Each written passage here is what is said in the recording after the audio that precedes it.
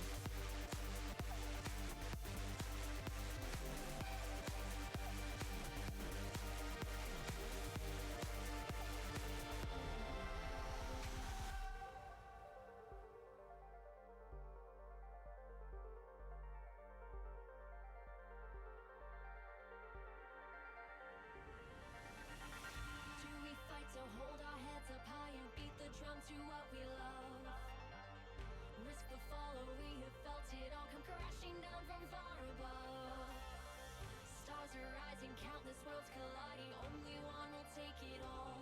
Can we bring to fall the giants? Can we make the final call? We are the ones to ignite the darkened skies. The champions of the world that we defy. A soul right, but the few who rise up high. And we all fight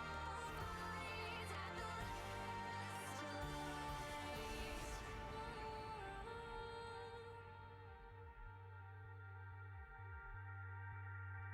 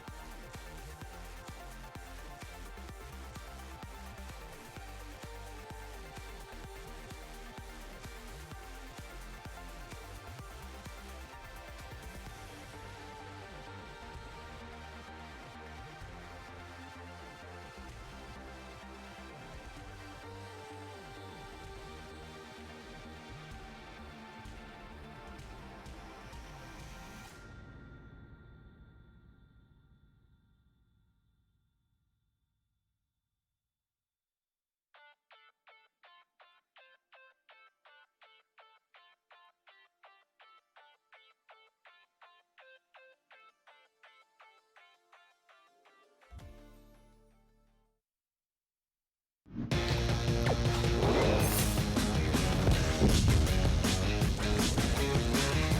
Welcome to the abyss.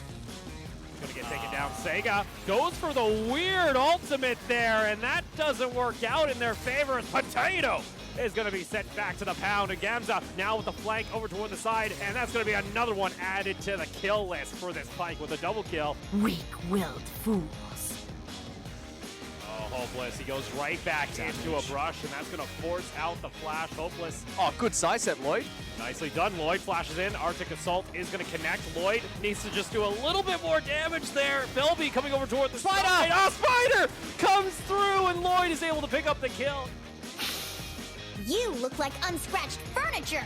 Spell shield that. Teleport's going to come out from Belby. Does have the charge available. Wants to jump on in. Pop's going to soak up the damage. Jumps Wow. back over to his 80 carry. Teleport now coming back in response and kills him before the death below. My Gets the goodness, heal. Pop. Are you serious, Pop? This kitty looking like a tiger or something because it's a double kill. And that is how you carry your Pop.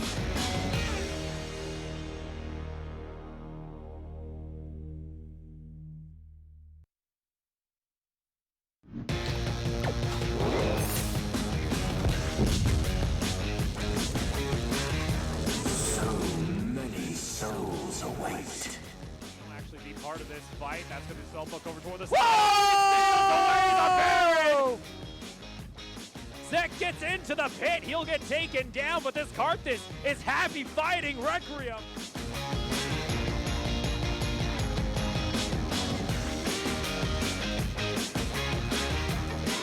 Their final moments approach. Flank, gonna get some damage, but they can't get the full completion. Here comes Gamza though. He's a big Pikachu, jumping in and gets the 2-man, 3-man stun. Exo now joining in from behind. Azure tries Kite back. And that's You may now appreciate me. coming in early as Exo. well. Gamza's not in position for a flank. Exo though is nearby. Oh, that's a pretty awful Sejuani ultimate. And there's Exo.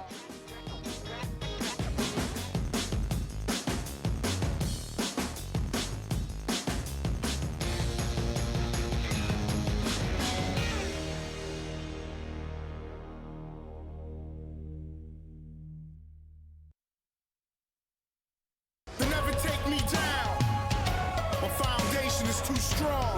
Let's do it, man. Let's go.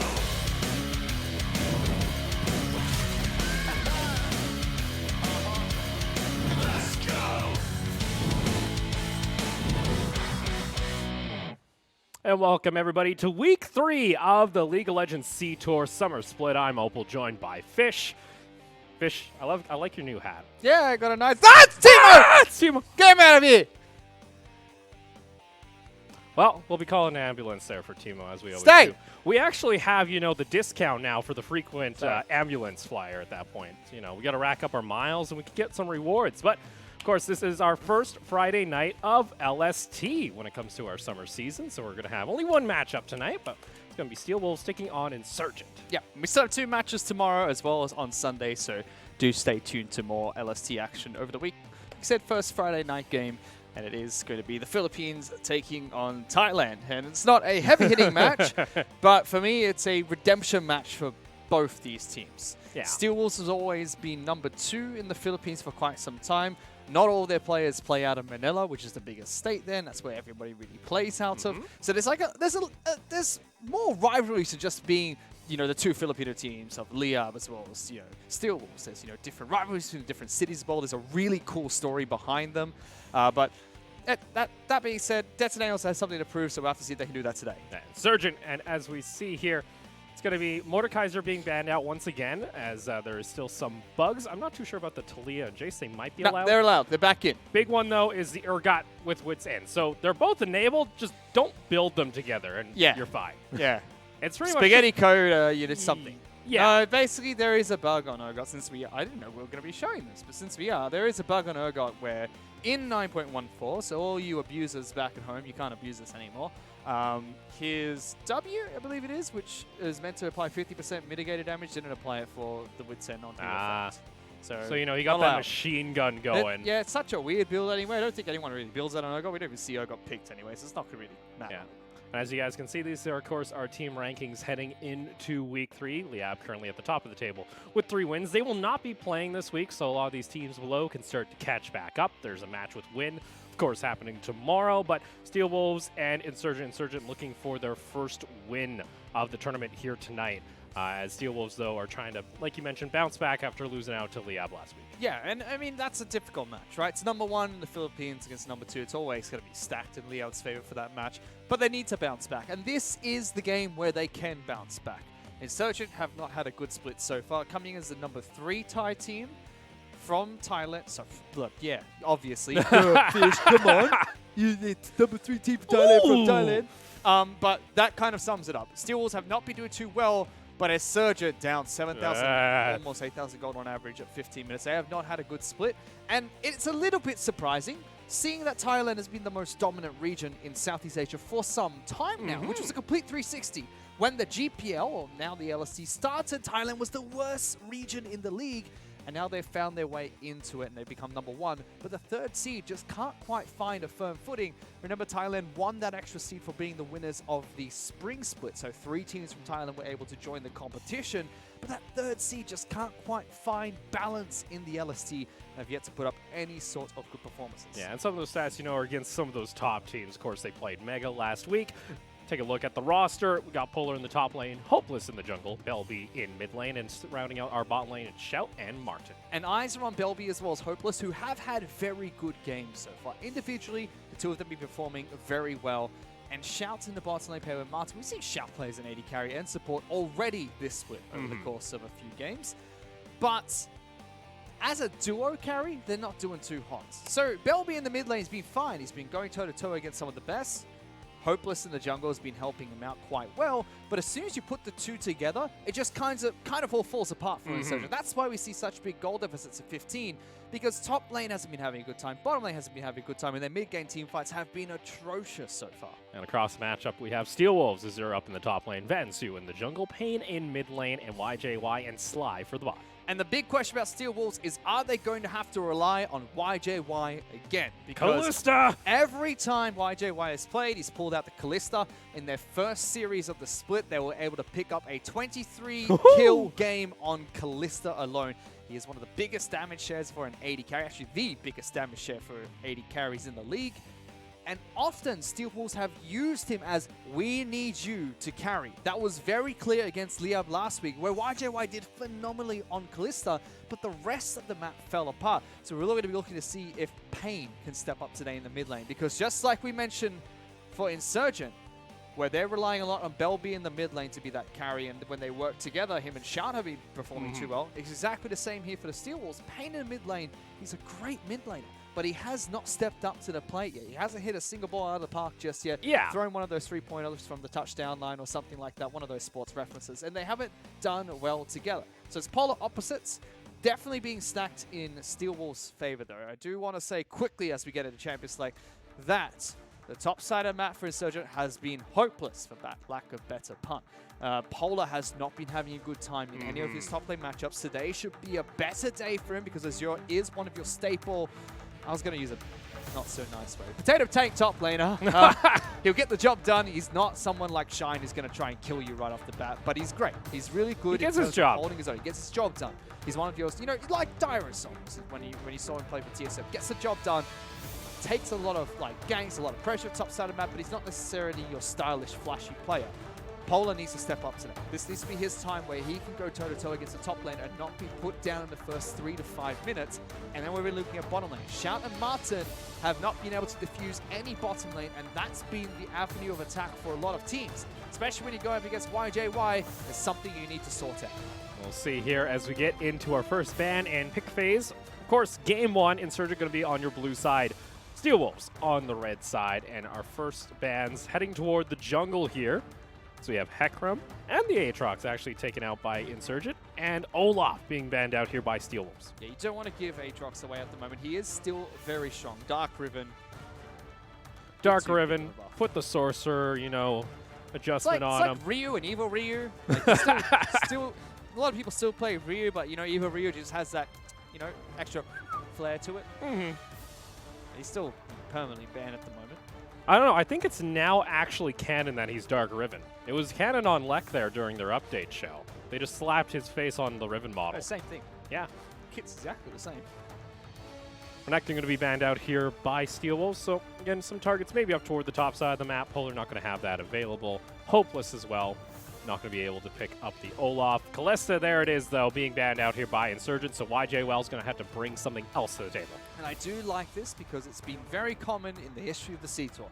A lot of these teams watch premier regions like the LEC, like the LCS, or like the LCK, and they try to mimic the way picks and bans are done in these regions. Stop it.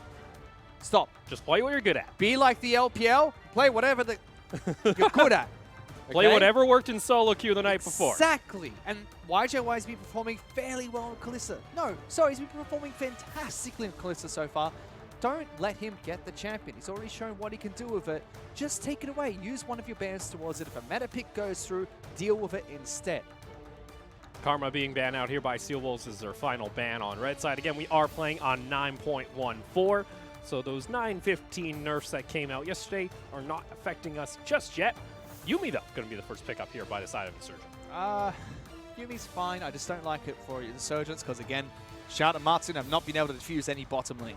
If there's a character you can target when it comes to tackling the bottom lane, Yumi's definitely a pick that a lot of teams can try and take down, especially when it's first picked here. But I wouldn't be surprised to see Seals go towards something like Korkuri Ezreal here, just to get that really good mid-game team fighting composition. Like all the poke available, the high damage, the control both the champions bring. They're not going to do it, though. They don't listen to me. Well, they got the Corki. They got half that combo. My name's Stu Woods. Don't listen to fish. They're going to go ahead and lock in the Silas, though. And this is LST. We have seen, you know, a Corki up in that top lane. It can be flexed around. Stop it. I want to see if we get Tristana today. Tristana's been played a lot in solo lanes all around the world. And is very good into Yumi. Is very good paired with Yumi in the bottom lane. The same way Tristana's always been really good with any sort of kill threat combo like Alistar, Leona bot lane, because you can just jump on someone's face and they die. Not going to be the case for Insurgent in the bottom lane, at least. Yeah, we see the Ezreal getting locked in, so they're going to take that one away from Steel Wolves as they left it open, favoring the Silas instead. Final pickup now for Insurgent. What do they want to try and prioritize before it gets banned out? We already seen a couple jungle bans, and they're going to go ahead and do the very same as they locked in the Xin Zhao for their final pick. Aggressive jungle pick here, holding their top side of the map picks for last. Still a bit curious about the Yuumi Ezreal pick. I don't think that was very smart coming up from Insurgent. Again, their bottom lane has been punished heavily. Yuumi Ezreal sounds very safe, but there are a lot of good picks into it that are still available. Yeah, that Nautilus is currently being covered Yep, too. Pretty that's much, one of yeah. them. You mentioned, yes, we mentioned last week, you know, around that level 6, that's when it starts hurting. Well, it can even start hurting before that, and it gets locked in. What is that summoner spell that Nautilus has? I think that's Is that the King Poro spell? I think that's the King Poro. Hello? Why does What? Nautilus have the King Poro spell? Why This is not King Poro mode. Huh? How did we load that I didn't in? say the King Poro is allowed here. Get off my screen. Wait. Oh Hey. boy. How did Thanks, that Robin. even? How did that actually get into our champion select? This is the best bug of all time, by the way. Oh boy. So we might have a King Poro just landing on Better the not. rift. Well, it's like a Battle Royale care package. The King Poro just coming to Summoner's Rift. Well, you know, Rift. if you remember from Nexus Blitz, he breathed fire at one point too. Like, he kind of is like a dragon. If he lands in TFT, Calling Peta, that's Poro abuse. if he lands in TFT, does he get the dragon buff then too? Can you pair him with the Shyvana? Took it away. How dare you. Let's take a look here, though. Steel Wolves, they ban out the Kiana in the mid lane and the Azir, so not going to be seeing that as the answer to the Corki as we usually do. Insurgent, they're going to go ahead, target once again toward that jungle, getting rid of the Sejuani, and likely, ooh, they just get rid of the Sivir. You have to get rid of Sivir here because Sivir Nautilus is going to be too punishing against Ezreal as well as Yuumi. But there are still plenty of picks available. YJY is a Tristana player. I'd like to see him go towards that, but he'd probably pick up something else. I like the Azir ban. Azir ban is a very nice ban here because you don't have to take it away. Corki against Azir is a 50-50 matchup. No one's really going to die there. Goes back and forth between the two carries. But now you don't have to worry about one control mage that has a 50-50 matchup against Corki. I mean, Ball's now in Insurgent's court. What are they going to run against the Corki pick from Azir? Because again, it can still be flexed into the top lane if he must. And we could still see things like Sylas going to the mid lane, Sylas going to top lane if he has to. We'll have to see what they pick up. Gonna get a Swain once again. Second time we've seen him in C-Tour so far in summer. Did get some minor adjustments during 9.14. And maybe also a Vladimir. You're really laying down a lot of AP here. I don't like this. That's a lot of magic damage. Look, I don't mind the magic. Magic damage is fine. The combo of Valamir as well as Swain is good too because you got lots of AoE damage. It's very hard to kill both of these champions. But there is, again, very little engage potential coming out from Insurgent. You're looking at Xin Zhao to try and jump in, maybe with Yuumi on top of him. That's your best bet. Swain doesn't have many options to get in. You know, he's got his passive as well as the pullback. Sorry, he's got his what's the thing where the crows go out and they come back? Oh, the claw thing? Yeah, the claw. Yeah. He's got his pullback and his passive. Vladimir's got flanks and vulnerability. I mean, all that's nice. But you're against Kaiser Corki, who will just simply run the other direction. And then you've got Sylas, Nautilus, Who and will just Jarvan steal to your disrupt ult. everything.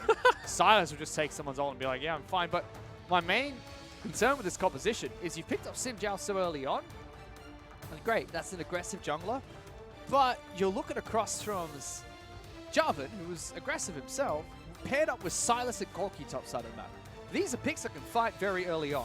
Swain and Vladimir are not very well known for fighting very early on. They have some damage, some sustain, but they're not that good. They want to scale into the mid and late game.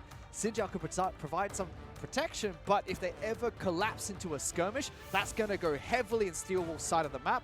On top of that, that bottom lane draft of Kai'Sa as well as Nautilus is going to do well into Ezreal and Yuumi. So it just seems like Steel Wolves have won the draft so far, at least when it comes to laning phase. All I have to see here is we're going to go ahead, load on into the Rift for Game 1 between Insurgent and Steel Wolves.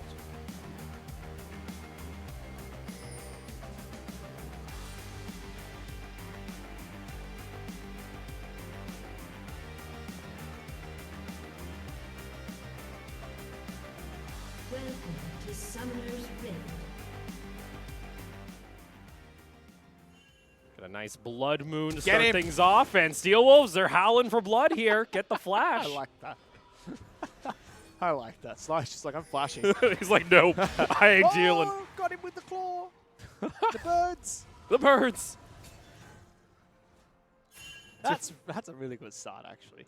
Yeah, you get a flash off the Vladimir with a German. Which is great, Yeah. because again, Vladimir doesn't do very well early on. Silas is going to have a field day against that pick in the top lane. And you've got Jarvan in the jungle, perfect for ganking. I think Polo is already off to a bad start. And again, this is the game where he needed to step up, because Azure is one of those staple farm up, not too flashy top laners who can hold his own against pretty much everyone.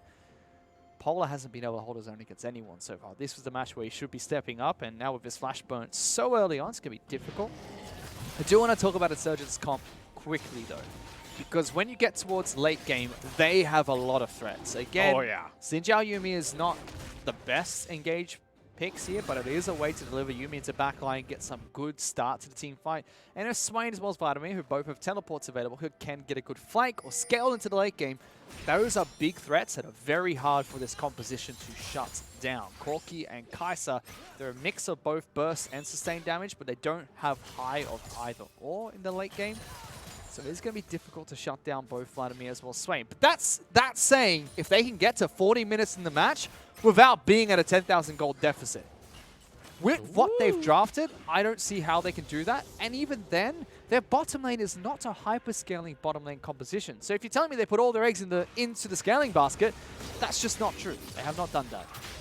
They're already jumping in, forcing the pool level right away. So look at this down in bot lane, though. Surprise! It's a Xin Zhao. Sly's going to get knocked up. Went for the engage and shout. He's burning. First blood, though, goes in favor of the Ezreal. Will get traded back, though, to YJY. Very nice coming out from Insurgent's bottom lane. They are able to predict the aggressiveness. Polo is now, he's in trouble. Oh, nice little sidestep. Still a decent amount of damage. Waiting for that Q to come off cooldown. Azur's not going to go for the dive. That is very sad if you're Azure right now. That single whiff of the stun would have been enough to kill Polar. Remember that the Sanguine Pool, Vladimir's W, takes away 20% of his current hit points. So if you get Vladimir to use that ability very early into the laning phase, that's the equivalent of dealing a chunk of damage to him.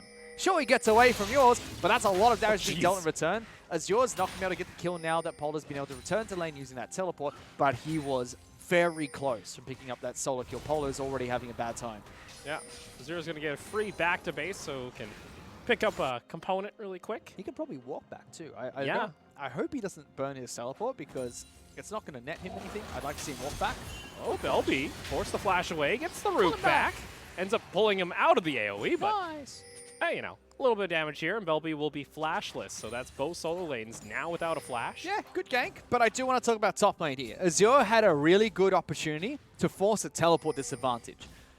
Teleporting back into the lane now against Vladimir only does one thing. You can maintain that push against him, or control the minions a little bit better than walking back into the lane, which is fine, but I think that's a really poor choice given the situation. Vladimir's flash is coming back up. You won't necessarily have a ganking window in the next minute or so where you can abuse that. They're not going to fight this one too close to the turret. You're not going to have a ganking window where you can abuse that.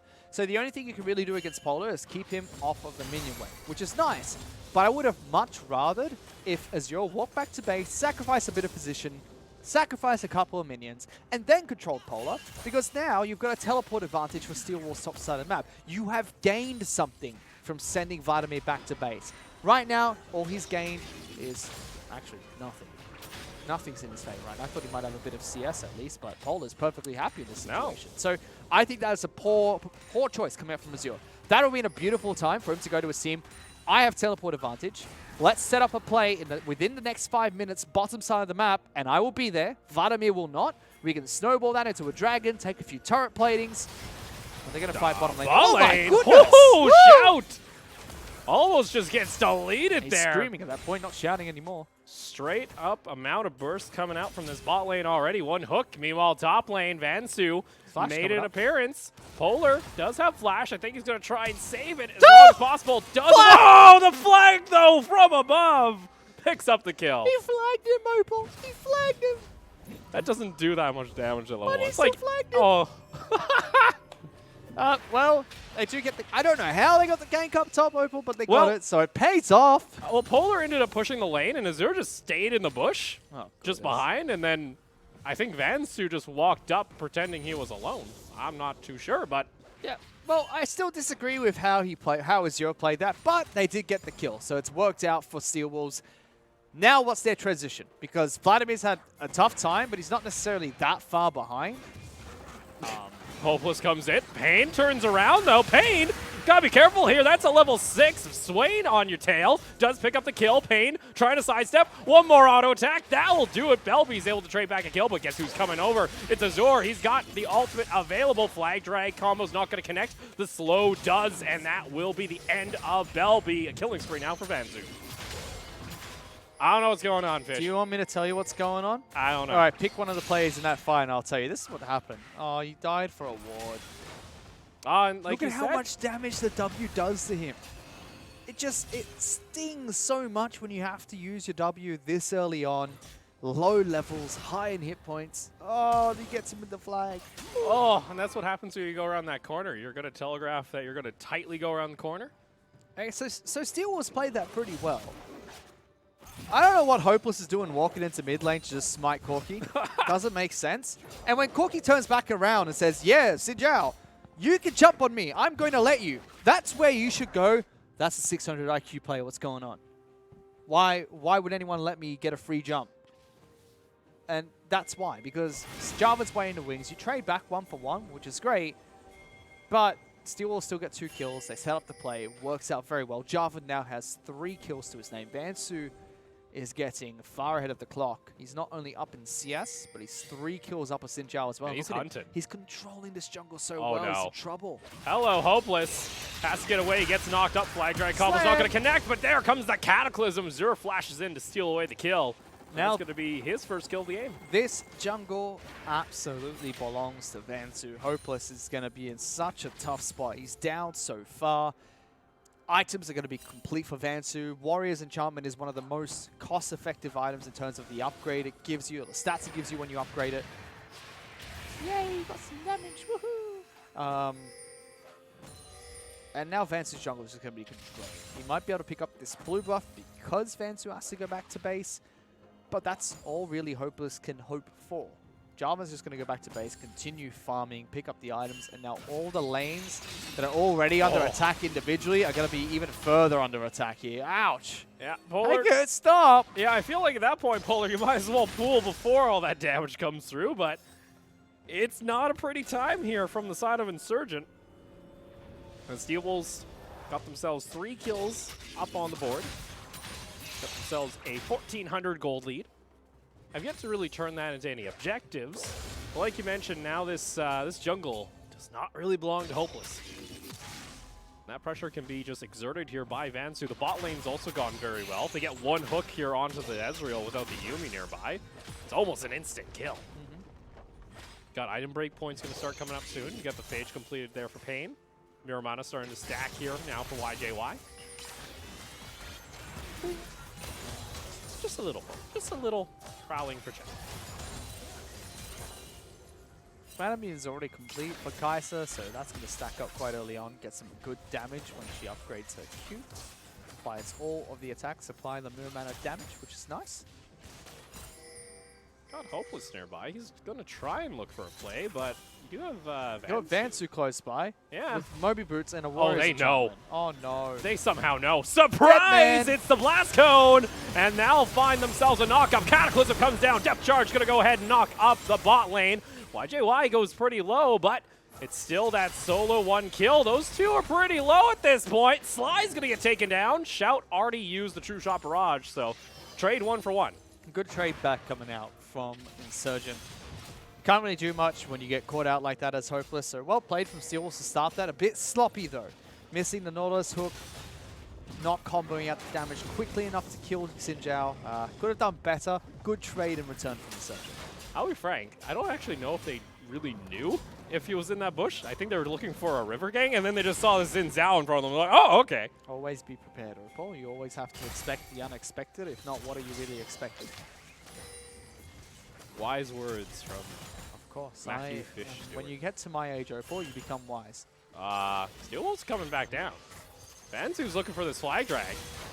Gonna get a decent slow there. There's the tag, not gonna connect, and the hook is dodged away there by the Yuumi. Yeah, Sly should have tried to target Shout there. That was the correct targeting. Arcane Shift Flash already burnt. You lock him down on a third turret. It's going to be enough damage to take him out. Doesn't work out. This should be turret plating, or at least the turret being taken down. Shout can't teleport back to this, so they have to teleport to the second inner. Gets to the second inner. Next wave gonna crash in. They cannot step up to the turret. No. Without support, they cannot be anywhere near this. Meanwhile, Polar. No ultimates down in that bot lane. Let's take a look toward the top lane. Hopeless looking for a play. Azure deciding not to steal the ultimate just yet. It's on cooldown, actually, and they're going to find themselves a quick and easy kill on the Silas. Yeah, that is a Meanwhile, nice play. bot lane What's here. going on bottom lane? Belby Belby's gonna came kill. down. Slides over the wall.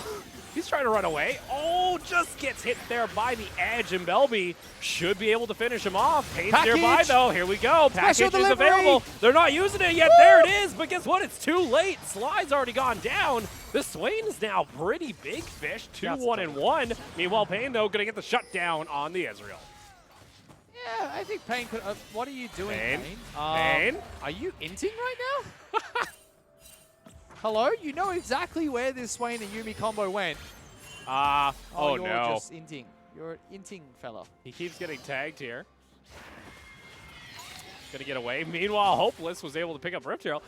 Hey, you know, Insurgent, I think they're okay with that.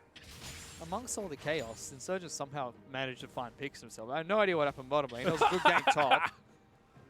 Belby had, Pain had the package, but used it so late. I think Belby teleported down to bot lane. I mean, that's a good play. Well played from Insurgent to find some sort of advantage there. Belby's got his Rod of Ages. He's going to be scaling up nicely. Frozen Fist has been picked up by Ezreal as well. He'll be very happy with that.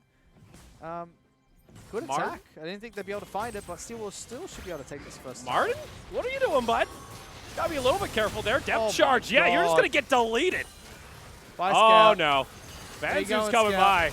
Belby, sure you can use that AoE from afar. It doesn't matter. Oh no, they're teleporting in. You can't stop teleport. Here comes the Vladimir though. Finds the quick shutdown, and now it's way nearby. Azure now rejoining in onto the fight. Has the ultimate available, but they're gonna lose out on one member. YJY gonna get taken down. Double kill onto the Vladimir. Stopwatch is used there by Belby. Pain has to be careful, gets hooked back in. It's a triple kill now coming out as Polar steps up to the plate. Azure wants to jump back in. He gets baited though by the pool. Tries one more, the heal, the quadra kill for the Vladimir. Polar actually stepping up in these team fights, able to turn it back around in favor of Insurgent. So his laning phase is a little bit questionable. You expect Vlad to go behind, but he still made some pretty dire mistakes. However, getting into the team fights, playing it fairly well, picking up the quadra kill. He's now ahead of the curve with a 500 gold bounty. Salt in the wound, Steel Wars weren't able to kill that turret. One more auto attack would have been enough, but they weren't able to land it down. So well played coming out from Insurgent to fight back, but it was still very chaotic, and it's still dead even between these teams when it comes to gold. Yeah, gold, like you mentioned, dead even. Kills, only one more in favor of Insurgent. We take a look at the turret plate in gold. Steel Wolves was able to find most of that down in the bot lane, but now you got a Swain that now just fully completed the Spellbinder right away. He's going to be Where? looking for fights. Where's that Spellbinder? The Vladimir? Vladimir, yeah, not Swain. Come on. Oh, it's like Vladimir. Can you please get your characters right, Opal? One is a bloody bird, the other one's a vampire. They both have red particles. So Fish. what? One's a bird, one's a vampire. You gonna get those two wrong? Oh, look at what? Sly was big going flash. for a play, but yep, let's take a look at this. Just dies. That's a nice start. Shout here is dead, but Steel Wars didn't commit to the play, and I'm upset by that. The rest of the team should have followed in on this nicely. And right here is where you run back towards your turret. But, see, that's where Steel Wars misplayed. I like the teleport coming out from Azure to get down there. Good positioning. I would have liked it better if he tried to teleport to where his team was. But Azure teleporting in right there was enough to keep the turret aggro onto the minions during his duration of teleport. That's where Steel Wars go. We're getting the heck away from this instead of staying in between two turrets.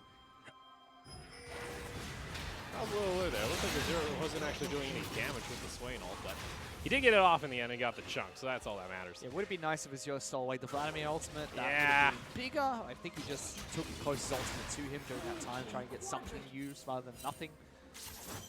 Oh, Sly, he knows something's up here. Yeah, he's got a ward there. That's what they do. Thanks. You're welcome. Just Thank giving you. you some knowledge. Take a look at our gold graph so far. for Yeah, our just first throw away the 15. lead, why don't you? Yeah. Rift Herald's also now being used down here toward the bot lane. Should get a nice and easy push in. And actually take that tower pretty low. Meanwhile, mid lane, Corki gets some help there as it looked like Belby was looking for a rotation. True Shot Barrage comes out, just trying to clear back the wave. Hello, Kane my and, name's Cookie. oh, they're coming. They now see Hopeless is nearby. They're just going to go ahead and back off on toward our Drake. Our first one of the game actually being Cloud. No one's taken it yet. Still wasn't posturing for this. They've also got bottom lane turret set up to knock down later on, so this will be a free dragon for them. I'd like to see if they put some more pressure because no teleport top lane. Belby's dead. They could force this turret. Oh! They're going to fight. Sly, he jumps in. There comes the Cataclysm over toward the side. Decent amount of damage, but it's just not there. And trying to get back over with the Killer Instinct, but he gets knocked up mid-dash in the shutdown. And that's another quick and easy kill here for Shao, and it feels like Steel Wolves are starting to fall apart. Yeah, you know, there's a couple words you can describe that. Play with, poor, inting, trolling, you know, all very relevant to what happened just there. I don't know which is the most relevant. I think I'm going to go with inting because they had more numbers. They had Corky close by. Sly's like, boys, I'm going here, got the hook.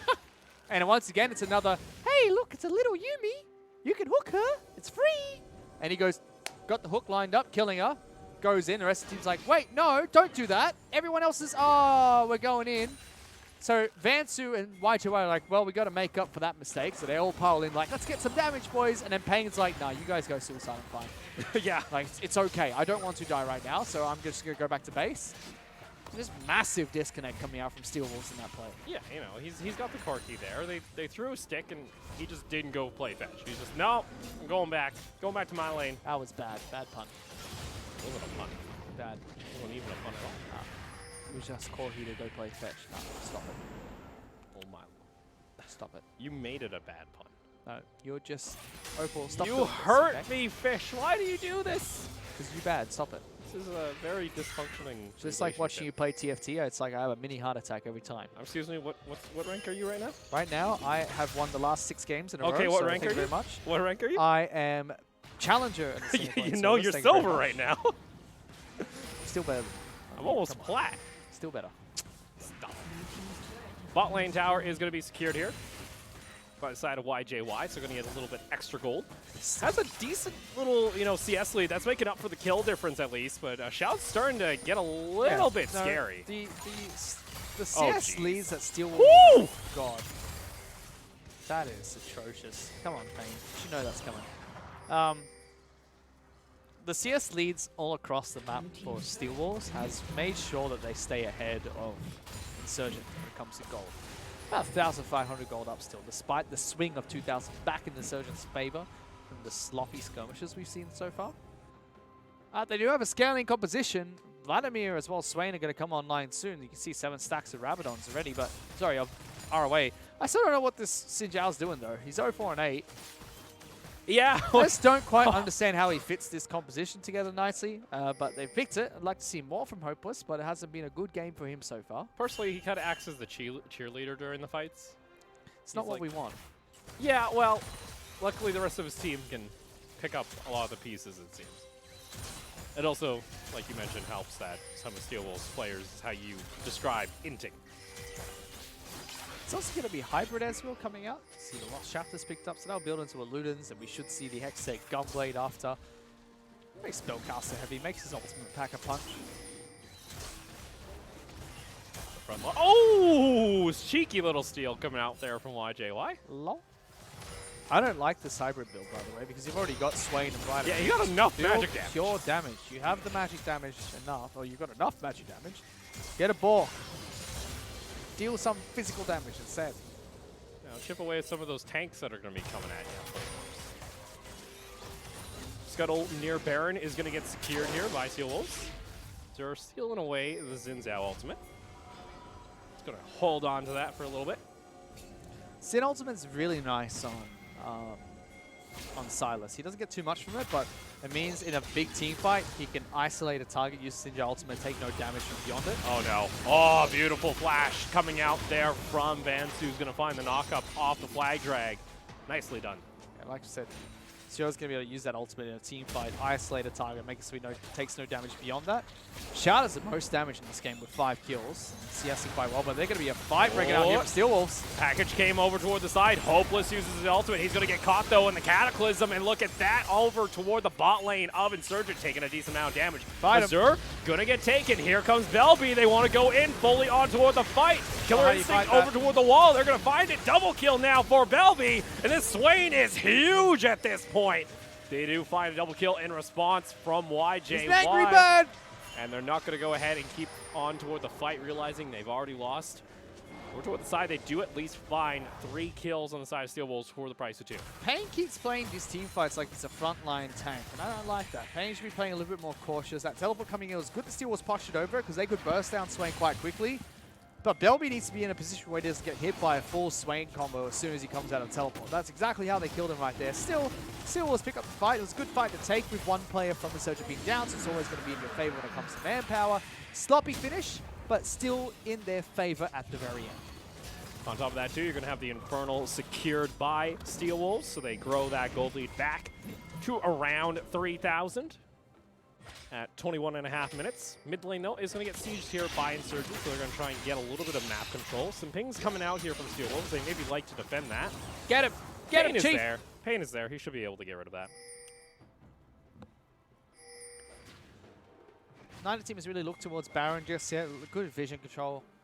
Being placed down by Steel Wolves so far. You just saw Insurgents take away some of the wards that were placed, but Sly went back to base. Recently, will have some wards for himself. You can see YJY playing in a forward position on this Kai'Sa. Same thing, really. Same champion. Yeah, you were giving me black earlier. They're both purple. What? No, they aren't. Yeah, Kai'Sa's purple. Yeah, Kalista isn't. Purple. Yeah, purple. Oh, no, not at all. That is a bit wrong there. YJY, he wants to step up here. Hopeless should be able to secure that. Give it back over to Belby. Findy Edge completed here now, though, for Pain. So this Corki's going to start packing a punch during these fights. Ooh, baby. That's the damage you'd like to see. Yeah, just a nice big old chunk of damage. They could start making a play for this mid lane out of turret, break it.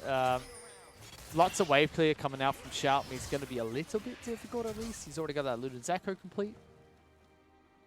Yeah, Steel Wolves are heavily relying on trying to get this outer tier tower, because once they're able to get that, you can start pushing into the jungle a little bit more safely. It's also going to be enough gold from that turret just to give them a decent buffer for a mid-game team fight.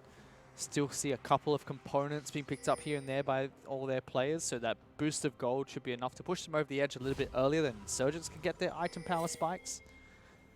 And look for possibly that Baron fight. We got Vansu hiding here in the jungle, trying to see if anybody's going to try and make a rotation down to maybe try and catch out Pain. But the mid lane is the priority for the side of Insurgent as they're running back. Like you mentioned, though, Shout can pretty much easily clear this out with no issues. That extra AoE that comes out on the Mystic Shot, thanks to the Iceborne Gauntlet. It's pretty easy to clear out those caster minions.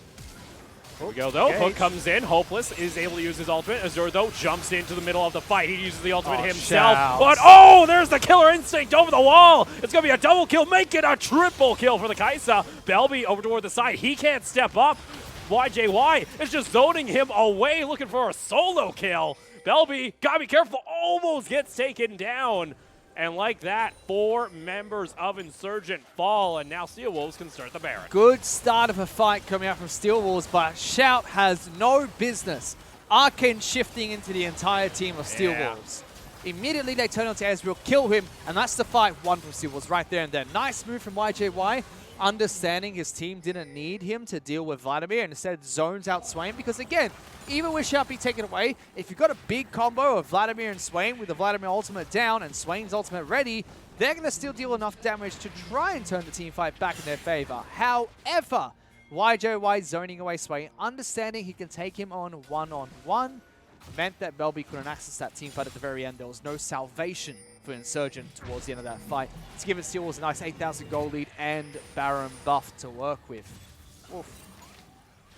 This is where it can start to bleed a little. We got Baron available for Steel Wolves for just under 3 minutes. And this is starting to be a little bit scary for Insurgent for the LST competition. Because they will go 0-4 if they lose this best of 3 series. 0-4, 0-3. 0-3. Only 7 matches to play, and bottom 2 will not proceed to the playoffs. This is one of the games that if they were looking to try and scrape their way through the playoffs, is a must-win. This is a must-win match for them. However, the first game of this series is not looking too hot for Insurgent. They got on the scoreboard, they got the kills, but it just seems like their draft is a little bit disconnected. Their tactics are not quite there. They don't know where to really attack on the map, how to defend against the push coming out from Steelwolves. So the reactionary plays and their mechanics are fine, but they're not taking anything off the back of big plays. Well, especially during these team fights. Early on, the team fights looked really well for them. You had Polar that came in, got a quadra kill early. Now they're just hinting. Now Arcane they're- shift into the face. That's Yeah, not how you do you it. Arcane shift in. They're trying to take fights before Belby can come by. He's another big member of that team that needs to be in the middle, in the just the thick of things. Get the ultimate off, be able to drain all the opponents nearby, but instead, it's been just sloppy fights. And YJY, especially here on the Kaisa, if you give him the opportunity to find these picks, and there's no follow-up there. You saw it last fight, he got a triple kill. He's got some really good items too. 2 items to deal with the double front line of Vladimir Swain, being the Executioner's Calling and the Hex Streaker. That's going to keep him alive and reduce the healing coming out from Vladimir and Swain. Then he's got, you know, great burst damage coming out from the Mirror Mana, good ability power from Nash's Tooth and attack speed. Would pair that up with the Rage Blade. Very good itemization coming out from YJY. Gonna be hard to kill him in these fights unless they can get a big flank onto him right away. Steelwolves just don't have many opportunities to try and find these fights. That's the 4th tower of the game secured here by Steelwolves as they take down the 2nd tier tower and the 2nd tier tower in mid lane Goodbye. and top. 10,000 gold lead. 10,000 gold. Even look at those tags now coming out. Belby got to be even careful there. He's got Zonia, so he should be safe. New Swain, in comparison to before his rework, can only regenerate hit points when he pops the ultimate. And it's no longer a toggle ability, it is now a one-use only ability, so he can't afford to Polar. take these pokes. There you go. Gets the ultimate down. Use the Spellbinder. That's Good going to force the flash. flash out of YJY. They will sacrifice the Nautilus, but look at bot lane. You got the bot lane inhibitor getting taken here now. Pain is able to draw attention. Mid lane tower is going to get taken down. You'd say that's worth it. I mean, trade your support for 3 turrets and an inhibitor, breaking the base of Insurgent wide open. That is a big Baron push. Right as Baron expires, now you can just group up as a team, spend the gold you've acquired from this, which is going to be a nice 5,000 gold Baron power play, and just waltz on over back towards the base of Insurgent. Getting a little desperate, it seems, here with the calls. Sure, you can maybe try and take out the AD carrying the support, but if you're losing all these objectives, meanwhile on the map, ain't too worth it. It's going to be 11,000 gold in favor of Steelwolves. Next dragon going to be a Cloud Drake if they wish to take that as well. That'd be their 4th one of the game. Now for the next 4 minutes, Insurgent kind of just have to tunnel. If you're Steelwolves right now, you just group up and say, all right, boys, there's a free inhibitor top side and mid lane. Let's just group up as 5 and take those and win the game. That's all they have to do. If Insurgent try to fight them head-on 5-on-5, not much they can really do, so they should just group up as a team and it's going to be lights out. Ooh, you could jump on Holy here. Ooh, I'm surprised YJY didn't just take that. Yeah, YJY is a bit disgusting now, like you mentioned. He's got the Maw completed. You got the Rage Blade. You got Nashers too. He's pretty much good to go full build, only holding on to that It is execution. disgusting. Yeah, just a little. Disgusting. For me, like you mentioned, Big you boy saw Kaisa. Shout actually land the True Shot Barrage onto the Kaisa during that last push there. It didn't do a whole lot of damage, even when you're trying to front load that ultimate with the Ludens. Polar's really trying to force something here.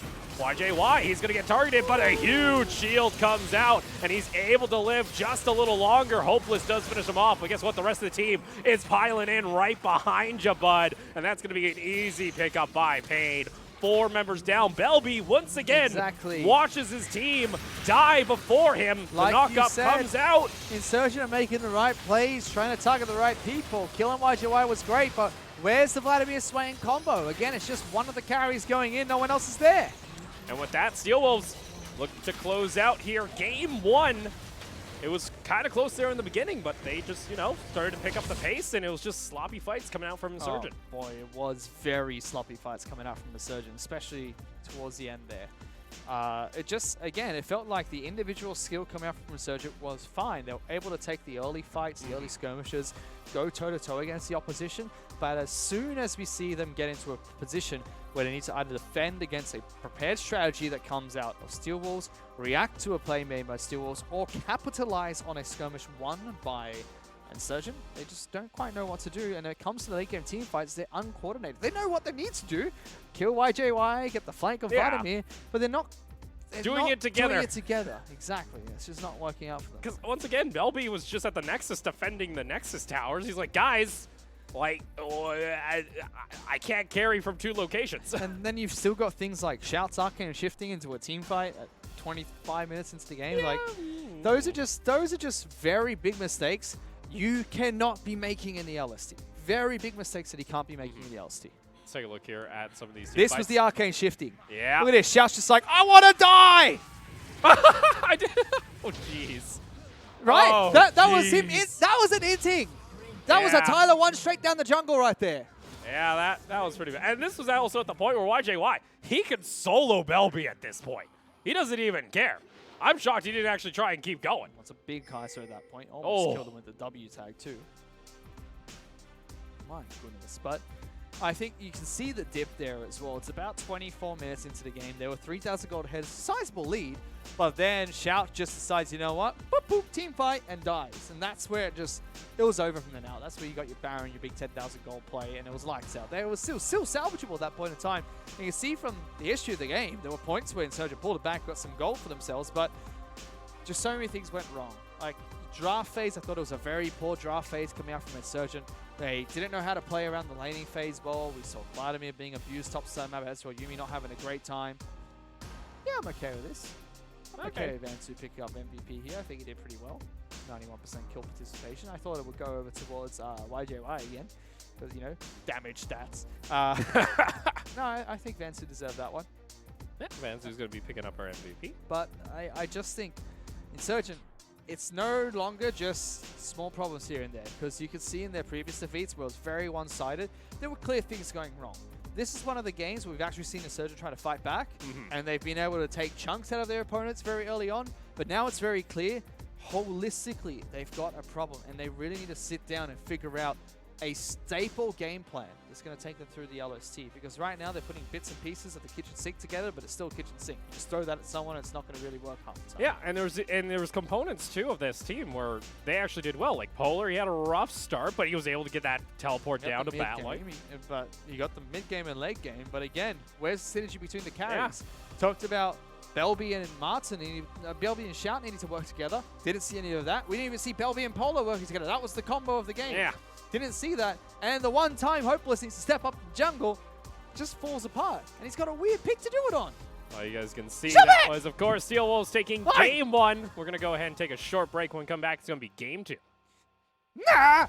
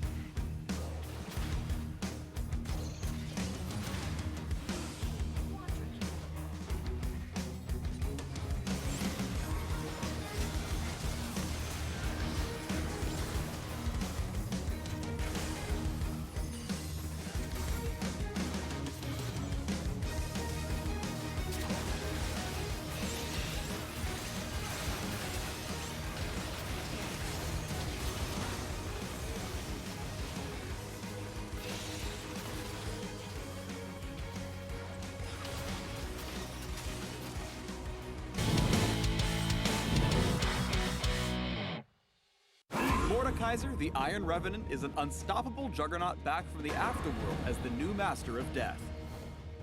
3 spells or attacks against the champion, damages nearby enemies, and gives Mordekaiser movement speed. No escape. Mordekaiser slams down his mace, dealing damage in an area or bonus damage to a single enemy. The evil Overlord absorbs damage taken and damage dealt to charge his shield. Mordekaiser can consume the shield for health. Unbreakable. A deadly claw drags enemies toward him, dealing damage and tons of terror. Also grants passive magic penetration. Mordekaiser banishes a single enemy champion to the Death Realm for a gruesome 1v1. If he destroys them, he'll consume their soul, gaining partial stats until they respawn. As a brutal warlord of death, Mordekaiser outplays opponents by turning fights when the odds are against him, punish enemies in the Death Realm, and return to obliterate the rest.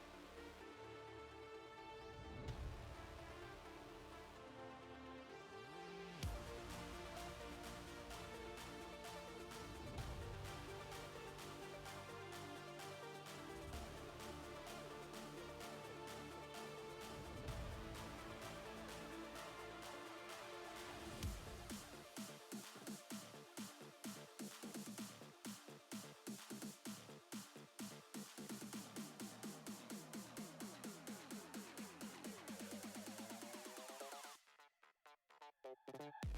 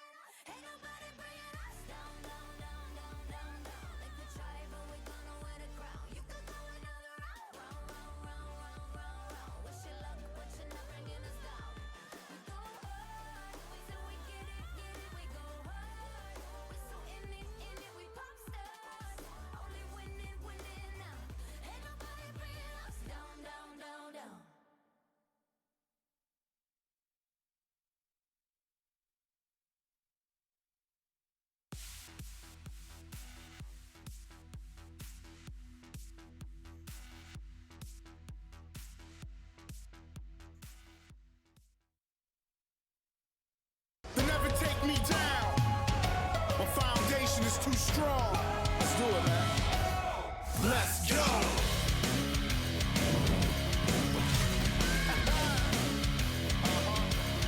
Let's go.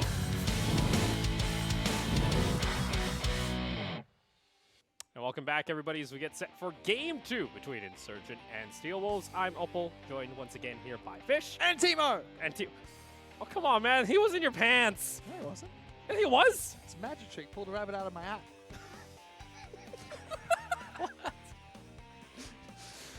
I thought you were going to say something else. Anyway, we're getting set. You ruined it. Okay. Oh, jeez. Of course, we're getting set for Game 2 between I can get the Insurgent. hat. if you want. It's just here. Here you go, Opal. There's the hat. Up it. It's You okay? It's okay. Oh, boy. Ha, Game 2 There. just around the corner. Yes, I see that Timo was there. All right? I see. Look, you want me to show you what it's like? Here, you pull the rabbit out of the hat. Opal, come on. Get it together. Yeah, you didn't hold the hat. Can you introduce the game? Yes, Come I on. have like 3 times. You keep interrupting me, man. Of course, Game 2. Steel Wolves versus Insurgent. Steel Wolves were able to take home the victory after, you know, a little bit of a back and forth kind of start there. It kind of looked good for Insurgent at times. Yep. It looked hopeless other times. I don't think it really looked good for Insurgent at all, actually. I mean, they took back some gold here and there, You but took back a little bit. yeah, I didn't really see them, like, from ban pick onwards. Like, it was just like a crash and burn moment for Insurgent in that game. And again, this is a must-win match for Insurgent. Already 0-2, going 0-3. Only 4 games left to play for Insurgent after today. And bottom 2 in the league will not move into into the playoff matches. Man, Insurgent really need to step up. And this is one of the games where they have to step up against the number 2 seed from the Philippines. First, second pick and ban here. Insurgent going to be on the red side. Meanwhile, Steel Wolves will switch back over to blue and start things off here with the Olaf ban once again for Insurgent. We saw the pickups that came from Steel Wolves in Game 1. Do they want to try and ban any of those? We saw them ban out the Callista against YJY. Kaisa ban it, did yeah. very well. Ban Kaiser as well. Yeah, Callista going to be banned out. And don't pick Sinjao, please. Just, that's your friendly words of advice right there. Yeah. Ban Callista, ban Kaiser, don't pick Sinjao. Don't pick Sinzao. Okay.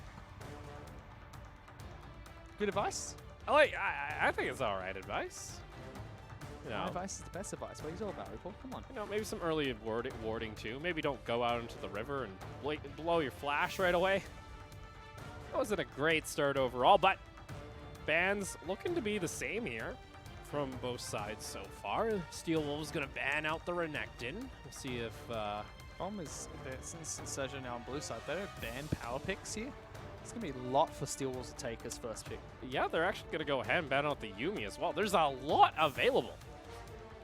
Like, Steel Wolves kind of have the pick here as far as what they want to take. Feel like Insurgent are going to ban out, say, the Karma next. No matter what they ban here, give Steel Wolves a nice first pick. Silence is nice ban. Yeah. Well, what does Insurgent not want to give over here to Steel Wolves for their final ban? Still 9.14, so they've got to ban Karma. Yeah, it's usually Karma. I think they won't ban Karma, and then they'll take Corki Ezreal first pick. Ooh. Taking away Vance's pocket pick is nice. Azure can play at top lane too, but this should be the simple Karma pick coming up from Steel Wolves. Yeah, and of course, this is not the adjusted Karma that came out yesterday. This is still the 9.14 Karma, so a little bit of nerfs, but not full nerfs that we saw came out yesterday. OP pick locked in. It's locked in. Currently, The win sits- rate on that champion. Yeah, still 100% after 3 games. And now she's pretty good. She's 100% pick ban right now. Yeah. With a 100% win rate. Yep. I think Insurgent just really have to just go, well, we've got the Karma Yeah. now, and we don't have the Karma now, so I would have liked to see them pick Corki Ezreal there, because I think it would have worked well for their composition. Again, high mobility champions with lots of poke and decent bursts and sustain damage is really what Insurgent needs, because they are very scrappy. So pick scrappy champions. This is not bad either. You get the Frey Lord combo going very early on. Yeah. Brom is overpowered in 9.15 TFT, so nice You pick know, up here. they already got the Glacial buff coming out here from this draft. Stand behind Brom. You got a level 2 Braum with Thornmail like a couple rounds of your game. Right? Brom That was is so dumb. here.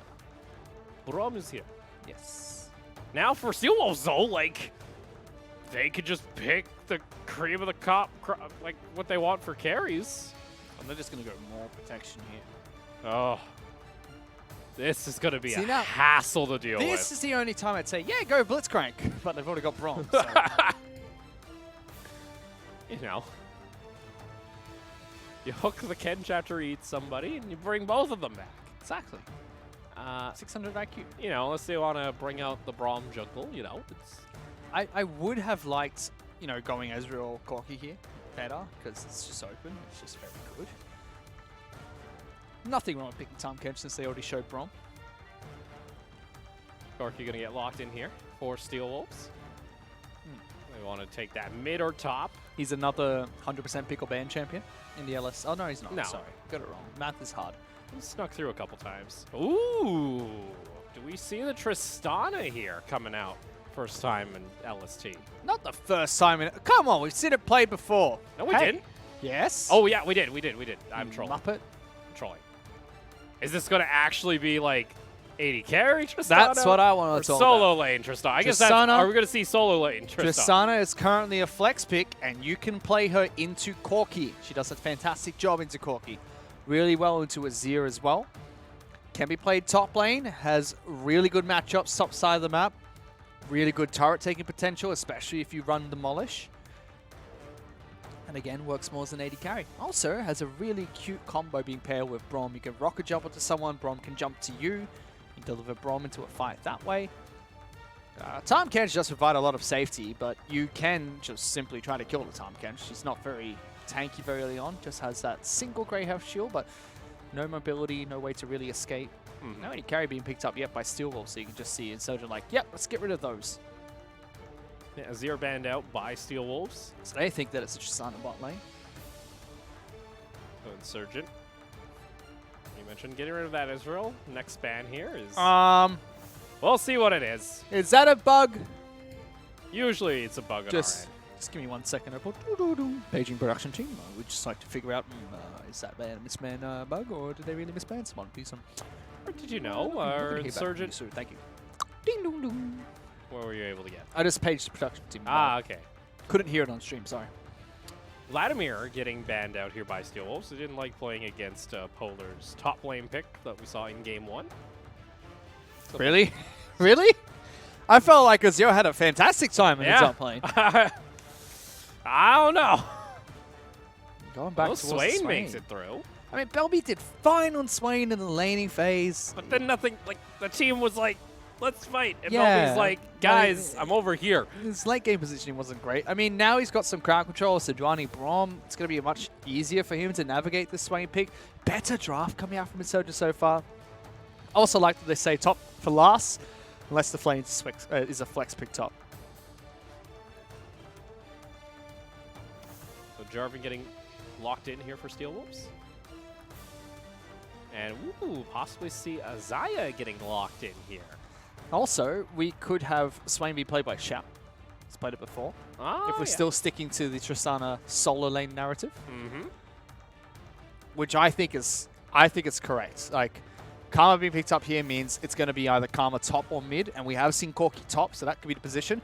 This could just basically be hunt down Corki, and they could just pick up Tristana, trying to find Corki all over the map, and be like, yep, let's get him. Jump on him, blow him up. I mean, Zaya Tahm Kench bottom lane is going to push in. Tristana will do fine to that.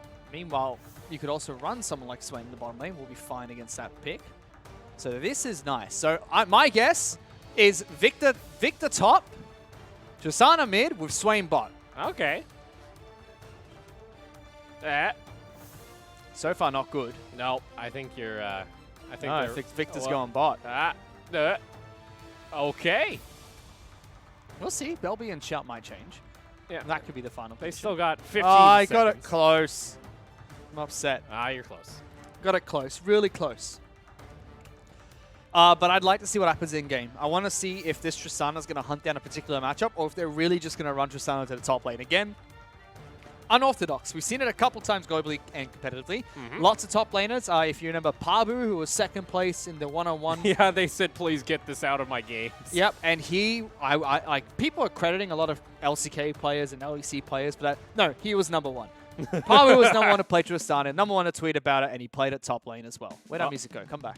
There it is. Game 2. We load on into the Rift, and we'll see whether or not Steel Wolves can go ahead and make it a quick Friday night. What?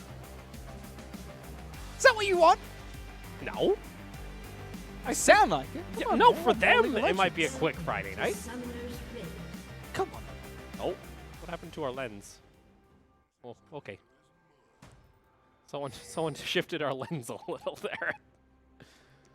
All right. So Cool. it does look like it's good. Yeah, Polar's on that Tristana. So everyone's going to be talking about Tristana because that's the matchup that's a bit unorthodox. Let's talk about Tristana solo lane. Has always been good in the solo lane. Back when 80 carries ran in the mid lane in early Season 1 before the European team started bringing them into the bottom lane, Tristana was always great in the mid lane. And she's always been a really key one-on-one champion. For instance, back in Zotac one-on-one tournaments, which is the online one-on-one ladder, it used to be Howling Abyss, and it's not first turret. It used to be first to take down the Nexus. Tristana, old Tristana, was really good because there'd be players running things like Draven, Kalista, and Tristana's E used to be just a point-and-click damage as well as a anti-healing device over time. So it worked really well on one-on-ones and just had such high bursts. Then we had Mage Tristana be, a little bit of a niche champion for some time mid lane because Rocket Jump does so much damage, Ulti does so much damage. Let's talk about her top lane. 1, very safe. Tristana has the Rocket Jump to reposition herself, get back to safety. At level 6, she also gets the Buster Shot, knocking back any ganks or anyone trying to position towards her. Meanwhile, Vansu going for a quick blue buff still. It's a very nice jungle path coming out from Steel Wolves. I have to see if Hopeless spots it out. Good warding coming down early from Steel Wolves to spot that too. Back to Tristana. She's a range champion and gets more range over time, so is already very safe top side of the map.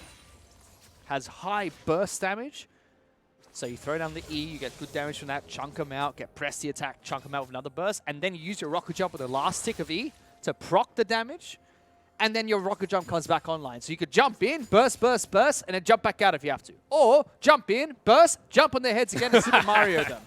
So there's so much damage come out from this pick. And last but not least, her pushing power is amazing.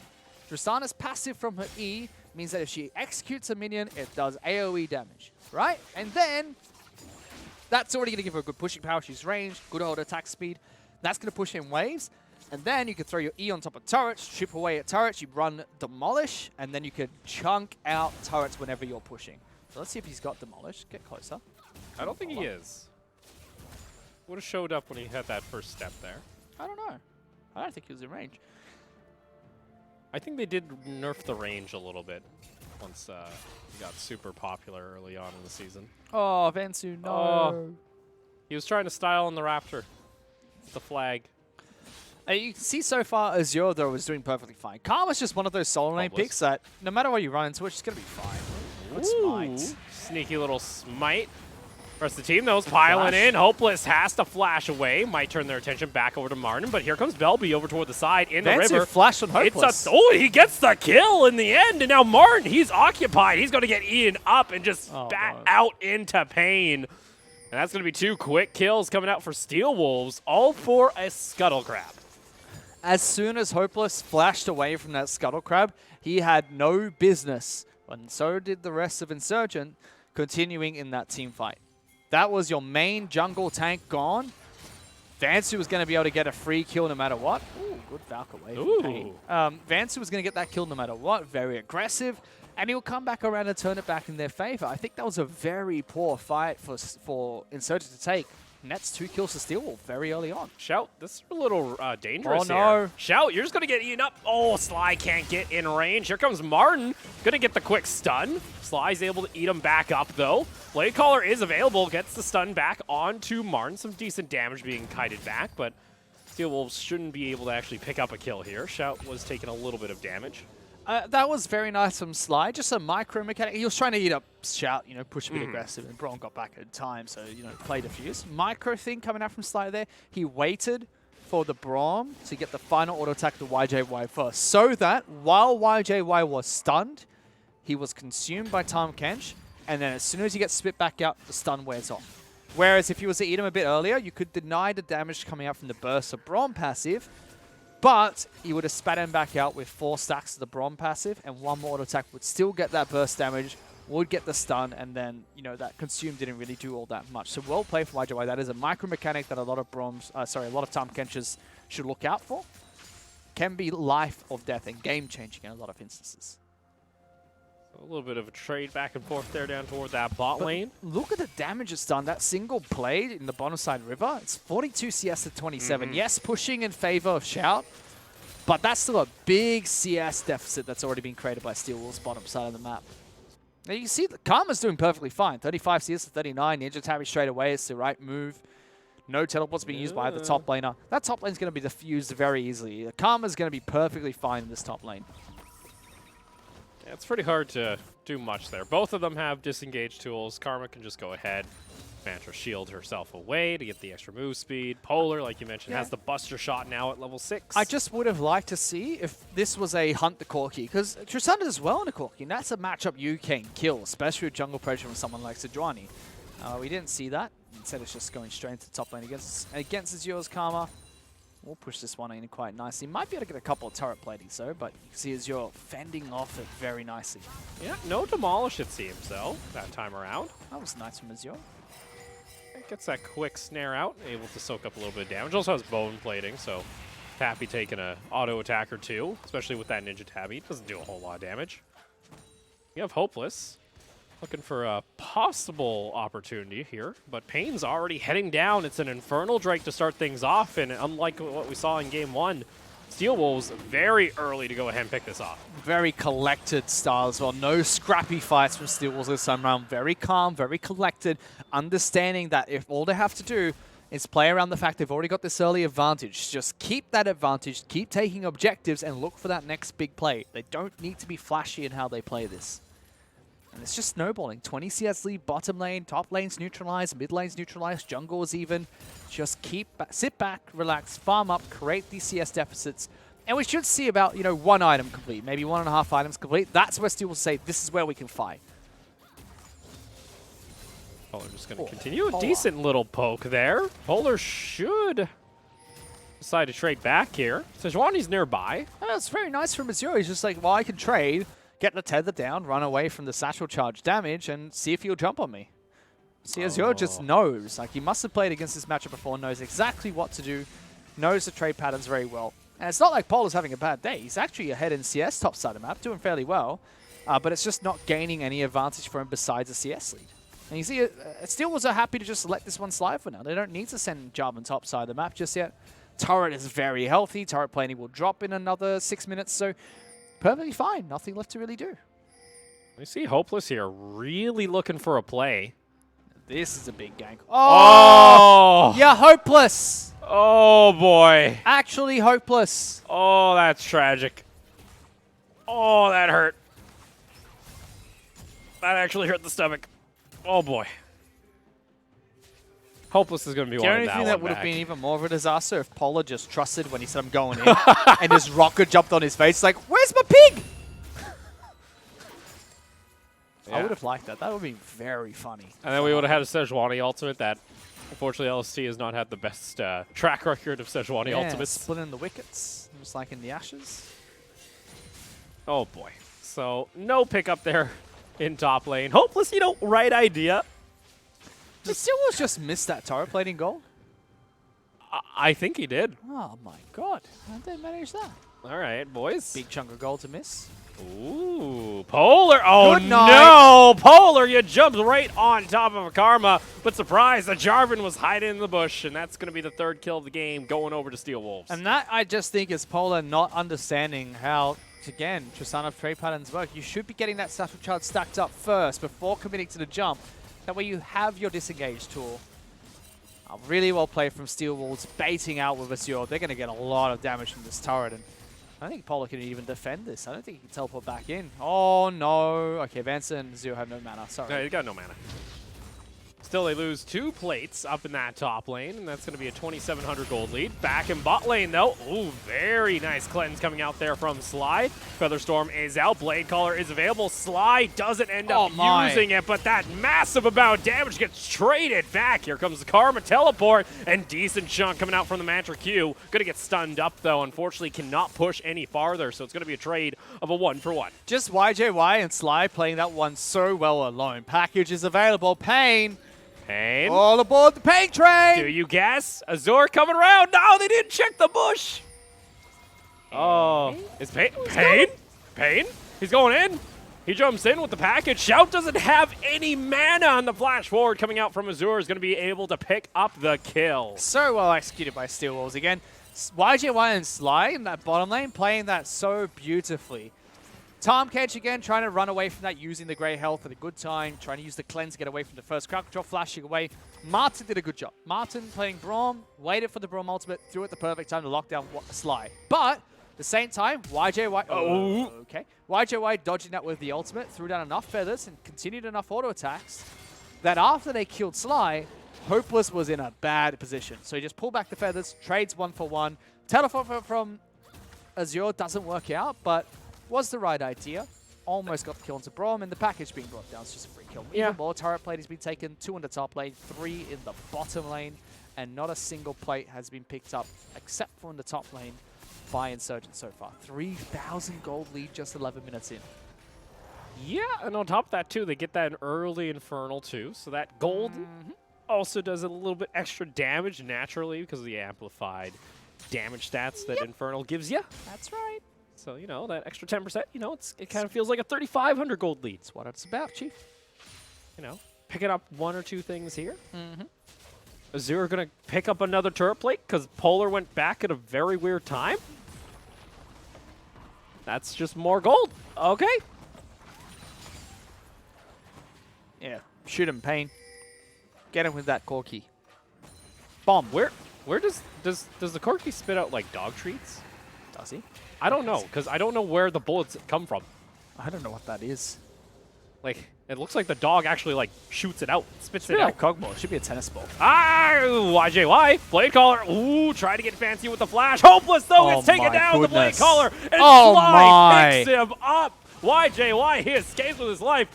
Meanwhile, though, Vanzu, he wants to jump in. Oh, my lord, that damage deletes the victor. Get close to the wall. Fancy, no! Sly can't eat him up. Pain's nearby. Pain's getting down. Oh, comes over the Phosphorus Bomb and the Enhanced Auto. Meanwhile, YJY comes off. What? Oh, boy. And that's going to be first brick gold going on over to Steel Wolves. Yeah, Steel Wolves may have been a little bit sloppy in that last match, but they're not mucking around in this game. They're not here to put boots on caterpillars anymore, Opal. They're here to play some League of Legos, and playing League of Legos they are doing. Fantastic plays bottom side of the map. The synergy between YJY and Sly was flawless, that bottom lane play. YJY knowing he could push the limits, get the kill, get back in towards a safe position with his ultimate, and trust Sly to consume him, denying even more damage coming out from Insurgent, keeping the 80 carry alive, and making sure they continue the rest of that play. And the rest of the team just knowing they had the damage from the Phosphorus Bomb, the vision coming out from Corki as well. Really well played coming out from Steel Wolves, and now they're in a comfortable 6,500 gold lead. Yeah, you just had some major item break points come out from that fight, too. You got Trinity Forts picked up, you had Essence Reaver, and another BF Sword completed there by YJY. And look at top lane, here we go. Insurgent trying to make a play. That's going to be a stun paired up, and Azure won't be able to survive that long. Polar's just like, I'm securing this kill with a big old buster shot at the very end. Polar will be able to take down top lane turret. Meanwhile, we've got Rift Tail being thrown in the mid lane. And also going to go ahead and try and get this Mountain Drake, too. So good play from Insurgent, but Steel Wolves do have tempo here, so they're going to be able to trade back quite nicely, taking down a turret as well as a dragon for themselves. Yeah, that's what you have to keep doing if you're a team that's ahead. You have to understand that a team that's behind still has opportunities to attack you. This time it's going to be top lane. You need to be prepared for the what-ifs. What if they send 2 to 3 players top lane to kill Azure? Free kill top lane? Sure. What do you take for it? In this case, it's we drop Rift Herald mid, we push because we have the numbers advantage, and we take a dragon. So we're trading top lane kill on a turret for a turret mid lane and a dragon. And that's what a lot of teams need to be aware of when they control the lead. And whereas for teams like Insurgent, they need to be okay with making these trades. They need to understand, we're going to go get a kill top lane, try and get some gold onto Polar, try and scale a little bit. Because if we get 500 gold and the other team that's ahead gets 500 gold, it means more to us. And my god, YJY. YJY, he got that blade collar. Martin puts down the... Oh no, Vanzu steals it away. YJY's a little nasty. There's a panic Braum ultimate right there. Yeah. That was a... people! But that was just patience too by YJY, you know. Beautifully played. Kept out the feathers, realized, hey, there's a Braum right in front of me. He's like, we've got some really good AD carries in this league. We've got Duel playing for the side of Mega. You know, YJY has been playing fantastically as well. There are some really good AD carries in this league, and I think YJY is slowly solidifying himself as like, come at me, Duel. I might have your number now. Get some decent damage here onto the second tier tower. And he's also answered a crucial question for us, because we said Steel Wolves have been relying on his Kalista. Maybe the question is, have Steel Wolves been relying on YJY? Because his AD carries have been fine. He's played 2 different AD carries, Kai'Sa as well as Xayah today. Oh my goodness, that's just dirty. Double Mantra Q. That's illegal. Wait, that's illegal. No, like his Kalista sure banned out, but he's been able to still play some pretty nice hyper carries like that Kai'Sa. You also got now the Xayah too. Been very patient with the blade collars, been able to find those targets. Yeah, and showing as well that it's not just YJY. Him and Sly have very good synergy in the bottom lane, and that's nice to see for Steel Wolves. So now the real question has been in their matches, we'll have to take more of a closer look towards the top side of the map. Are Azure, Vansu, and Pain making the right plays in the early game that are giving the tools for success for YJY and Sly? Because they've been fine bot lane. They've been barely shut down in the bottom lane so far, even in the matches they've lost. So in future games, we'll have to take a look at Steel Wolves' composition and just see, is it the top lane? That has been the problem in their losses so far. Infinity Edge completed there. Map, I should say. Yeah. Infinity Edge completed there by YJY. So he's only going to do a little bit extra damage. Azure going full Loon's Echo on the Karma up there in the top lane. That's some damage there, Chief. That's a Battle Mage Karma. Oh, now it's an 8,000 gold lead in favor of Steel Wolves. More solo gold onto your AD carry. I'll be frank here. Hopeless on the Sejuani. I've yet to see an ultimate come out. And that wasn't a pretty one either. And they're going to try and take this fight. Vanzu comes over toward the side. Polar's going to get annihilated. And Hopeless has to flash away. Going to get snared up. Double Mantra Q going to find the damage. YJY going to get in back up, back out. Featherstorm going to be used. Belby got to be careful how far he goes. Flash forward with the Blade Caller. Chaos Storm, but here comes the package over the wall. They find themselves 2. Belby's going to get taken down. Sure, he gets rid of the Xayah, but now it's a triple kill for Pain. Just as you say, you haven't seen a Sejuani ultimate just yet. We saw one. I don't know, when your target's straight ahead of you, you don't turn your gun to the left and just shoot. That's how you shoot people that you're not meant to shoot, right? That's friendly fire right there, Opal. I mean, that was just, again, Insurgent have a lot of things they need to go back and look at and say, these are the problems that are they're glaring issues here. That engage was just questionable coming out from Hopeless and the rest of Insurgent. You're already behind. You want to try and take the pick? Sure. But that's not how you do it. Missing an ultimate by inches is one thing, but throwing in the complete wrong direction for the first time in the game is another. Poor mistake coming out from Insurgent. Steel Wolves punish that heavily. And again, there's just a lot of things Insurgent need to go back to drawing board and say, okay, we need to figure out what's going wrong. Because this game has been fine for Polar.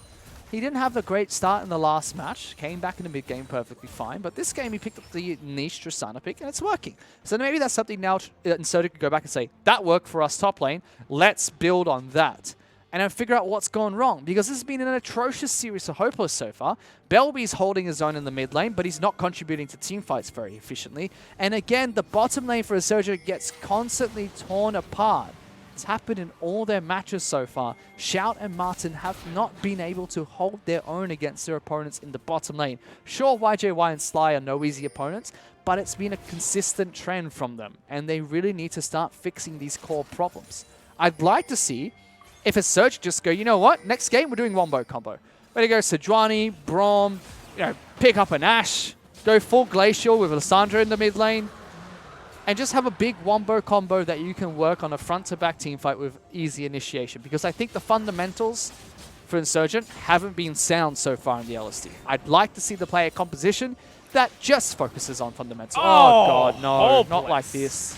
Once again, Steel Wolves, they say, hey, that's no Sejuani ultimate. Sly is happy, soaking up all this damage. Venzu goes in with the Cataclysm, finds a quick kill. Going to be paired up with Pain, getting a double. Meanwhile, back below, it's just 2 back-to-back for YJY. And that's going to be the ace once again, Hopeless. Oh, boy. Well, let's start with that. Hopeless missing another ultimate. That time out was a bit, bit of a juke, but still blatant miss coming out from Hopeless. Now, one thing went well for Insurgent. Polo was able to duel Azure very well in that fight. He got the one-on-one kill. He tried to jump in, and YJY just said, what are you doing here, buddy? Here's 2 feathers. Go home. And send him back to the respawn chamber.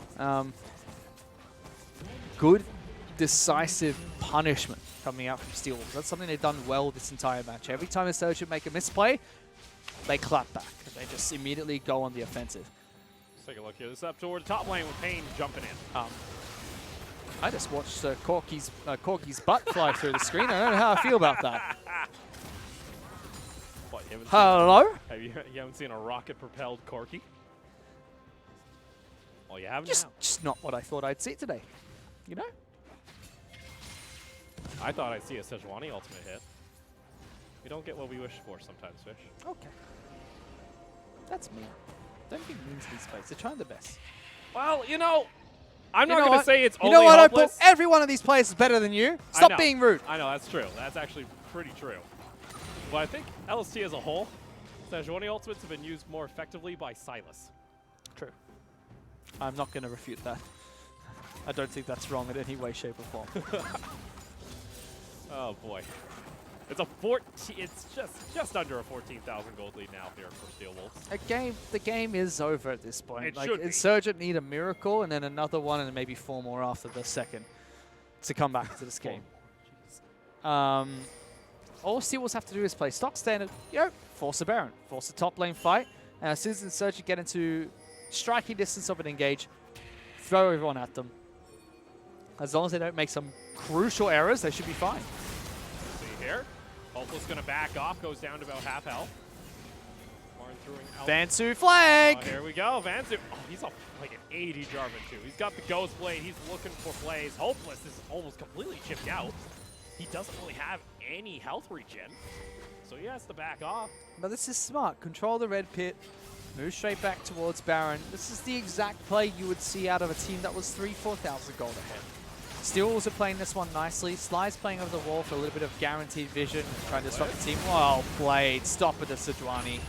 Get out of here. You're not allowed into the pit. And we'll see if Steel Wolves want to try and go ahead and finish this one off. Polar getting a decent chunk of damage. Pain gets that back out. Belby's used his ultimate very early during this fight, so he hasn't been able to drain anyone. And Belby ends up flashing into the Cataclysm. Gets a decent amount of damage. Sly going to go into stasis. Polar in below, but the crits are coming out, and they're just going to get eaten apart here. Meanwhile, the base. Meanwhile, your base, you got YJY. He isn't even part of this fight yet. And Hopeless, he's running, but the Nexus towers are already fallen.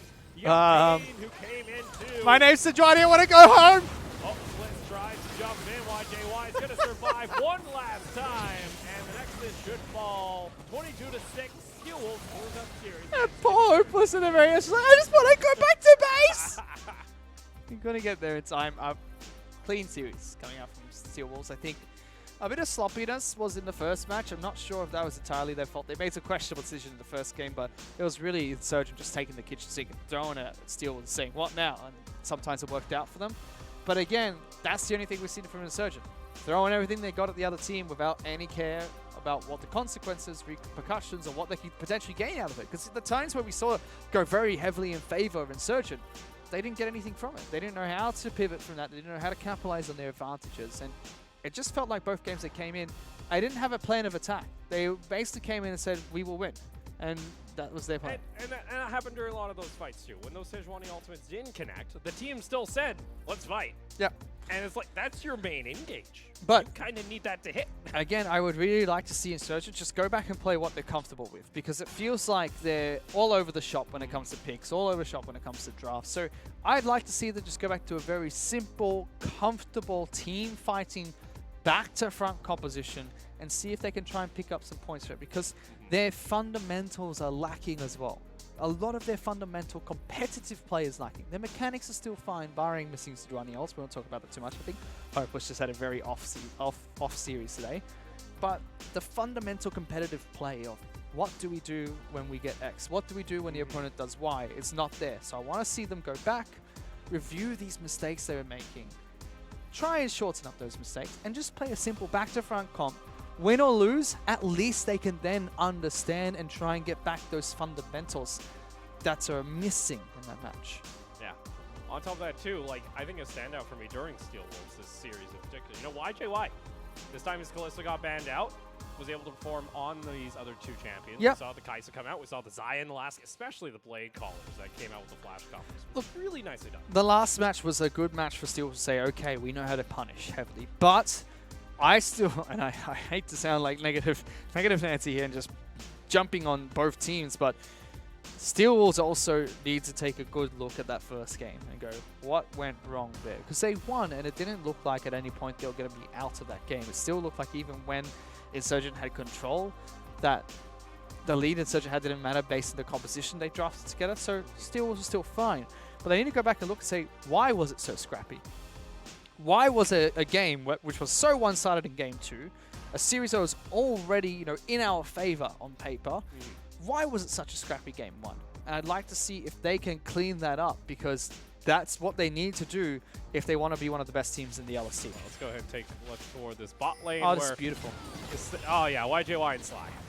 This is where YGY just goes, you know what, I will fight you. And YGY and Sly played it so well. Flashing away from the rest of the team, away from the damage, coming back in for the final ticks, and ulties with Sly getting a position to make sure he doesn't take any more afterwards. Very well played coming out from the Steel Wolves bot lane. Nicely done there, and they continue over. Shout jumps over and gets just deleted there by Mansu. It's just an extended chase from here on out. Corki eventually comes in with the package and cleans up another kill for the team. But YJY and Sly, the question before today was, are they relying on this Kalista? That's all he's played so far, and it seemed like a crutch pick because a lot of the time the rest of the map will fall behind, and they rely on YJY, can you bring us back to the game? That's what happened with his 23 kill game. The rest of the map was falling apart. YJY literally went into a 1-on-4 fight at Elder Dragon and won the game for the team. Yeah. So I think the question is now learning on that. He's shown he can play Xayah perfectly fine. He's shown his Kai'Sa is great too. His laning phase is solid with Sly. Bottom lane is solid from Steel Wolves. I think the new question we should ask about Steel Wolves is what's happening top side of the map? In a game where, you know, Steel Wolves are not favored to win, what's happening on the top side of the map that's making it so Sly and YJY really need to pick up the pace and step up in order for the team to win? Because now we know it's not Kalista, it's not a crutch problem, but it seems like they're relying on bottom lane too much when it comes to those games. And I'd really like to take a look and see what's going wrong on the top side of the map now that we know it's not just a pick problem. Yeah, because we saw Azura this time around. Again, had some really good plays on the Karma as well. We saw those good Mantra combos. But his Silas play. Yes, Silas was... Again, Azura's a staple top laner. He's normally very solid in the top lane. But what happened in that early play?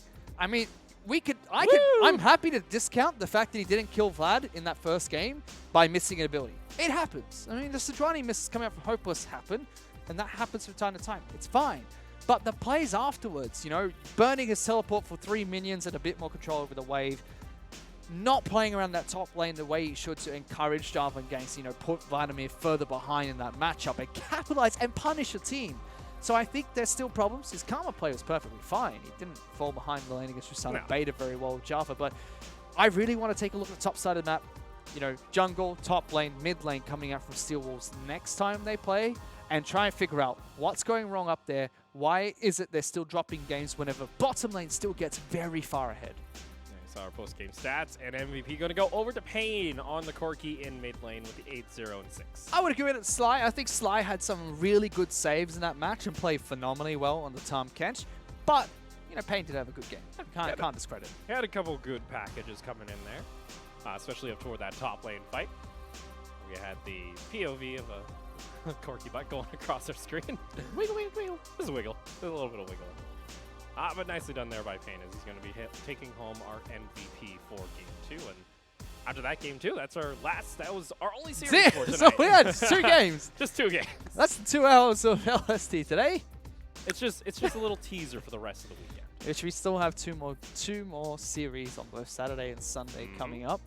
So if you want to watch more LST action, there'll be more games on both Saturday and Sunday.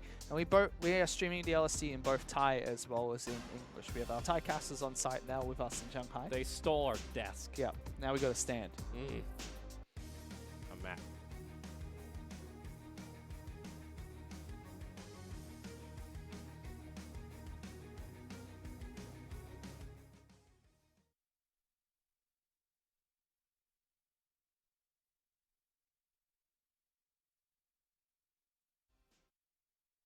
Especially if you want to qualify for playoffs. I've lost my music. Have you lost your music too? I did a little bit. Oh, okay, we got different music. Got it back. We had the exciting. We got to calm down. This is not the end of the show just yet. I lost my music. I was a bit concerned there. Insurgent though now dropping to 0-3 at the dead last position in team rankings. Insurgent and Armor Project really need to find something because Detonator and the rest of the teams above them, Mega, Axe, Win, Steel Wars, Liab, have all looked solid. Yeah. I don't know what. Boy. Yeah. It's looking a bit scary in the LST right now. I mean, this is one of the first time we've seen, the LST in a whole. The top 8 teams are so competitive. Yeah. We've had teams trade back and forth games in the series. I mean, I think Detonator is a serious contender, Mega serious contenders, Win are serious contenders. All these teams, maybe not our project, having a really rough time so far, but all these teams serious contenders. Yeah, they're going to go up against our current champions of the LST. That's going to be Mega. Nasty. That's going to be first game for you guys tomorrow. Then our next match should That's be going to be spicy. Axis Empire against Liab. The rematch of how Liab, the favorites of Spring Split in my opinion, got knocked out by Axis Empire, the new kids in the block from Singapore and Malaysia. And they're looking good coming back to the split. Some minor mistakes here and there costing them games, but Axis Empire have looked like they've returned to form from their grand finals loss where they went toe-to-toe against Mega. Yeah. Now it's that rematch. Liab can try and get some revenge. Yeah, because, Liab, they weren't able to go early into that finals, and they were a little upset. I know even some of our casters are a little upset there, but either way, that's going to be the end of our show. We'll see you guys tomorrow, same place, same time, for more LST.